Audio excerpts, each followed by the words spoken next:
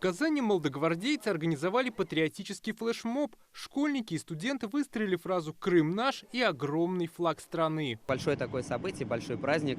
Вот уже на протяжении 10 лет мы, молодежь Татарстана и как молодая гвардия, устанавливаем тесные связи с молодежью Крыма.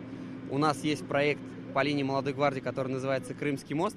Ежегодно мы выезжаем в Крым. Что называют третьим морем Крыма.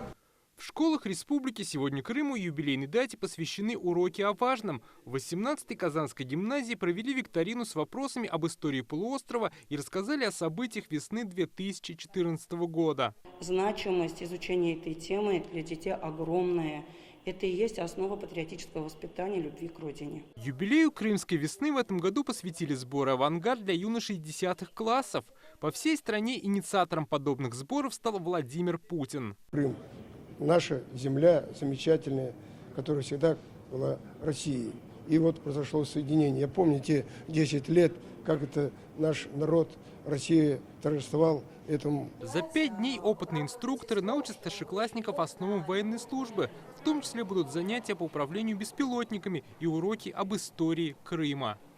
Я хочу выйти отсюда настоящим мужчиной и дальше улучшать свои качества.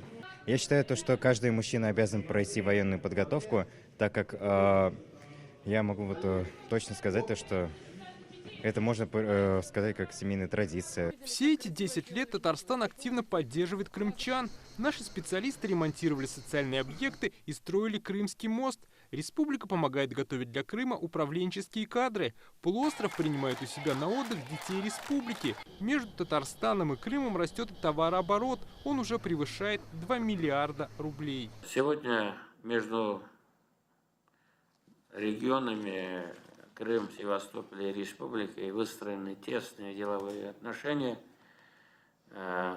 Также развиваются гуманитарные и культурные контакты. Наш подшефный Бахчисарайский район, мы с ними на постоянном контакте. Ну и это большое событие в жизни нашей страны.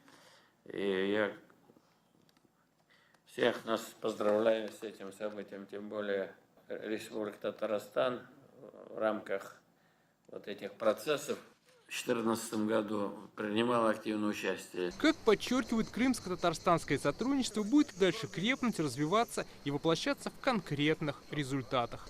Дмитрий Айрин, Адель Миндубаев, Данил Филатов, ТНВ, Казань.